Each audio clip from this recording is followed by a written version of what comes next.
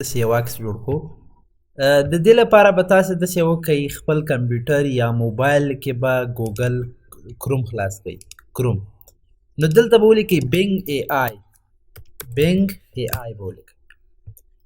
هغې نه وروسته چې کله تاسې راغللی دلته مختلف آپشنې به درکړي، مثلا ویب سایټونه به نو بینګ ای آی بینګ ډاټ کام ته به ځو، خو هغې کې به د عکس جوړولو برخې ته ځو. تاسې به خپل کروم کې به داسې وکئ چې بینګ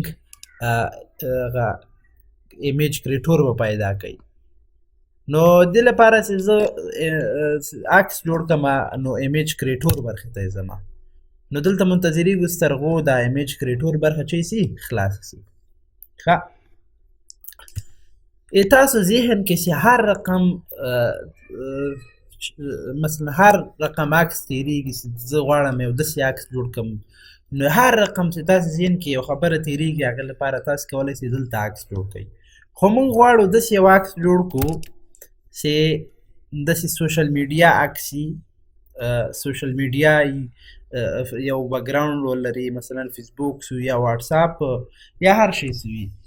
نو هغې له سره یو دانه کارتون وندي، یا مثلا داسې د واتساپ لپاره یې جوړو، یا هم د انسټاګرام لپاره، یا یو بل شي لپاره چې تاسې خپل هغه د کور ډیزاین جوړول غواړئ، نو تاسې په انګلیش کې به دلته ورته ولیکئ.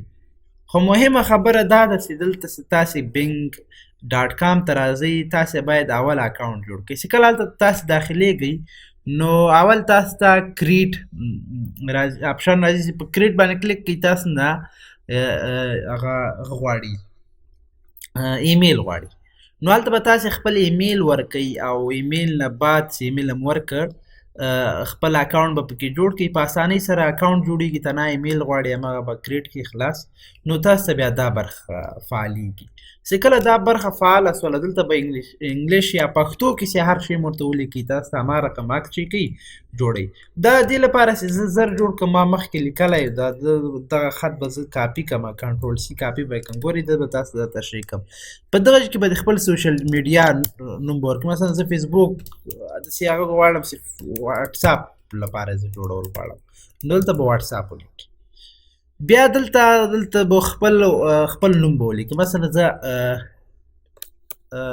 همدا خپل نوم باندې جوړوم. دلته خپل فون نمبر که ورکوئ هغه ده که نه بیخي پاک کړئ در سره. نو دا به داسې وکړو، کنټرول ای به یې کړمه، کنټرول سی کاپي به یې کړم. دا به زه تاسو په ډسکرپشن کې دغه کېږدم، دغه خط به تاسې کاپي کړئ او دلته ته نه دا خپل نومونه ورته د غیر کړئ خلاص.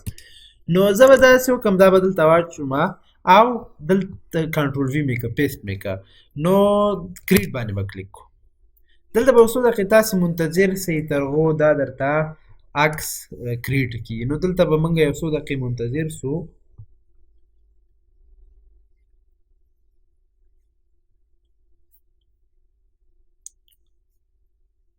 څومره چې تاسو انټرنیټ ښیي هغونه به دا زر درته جوړوي. نو ګورئ موږ ته یې دا عکس چې که جوړ که، دا مثلا دا ماته پکار دی. نو هغه باندې زه به کلیک وکړم، موږ ته دا عکس چې کېږي خلاصېږي.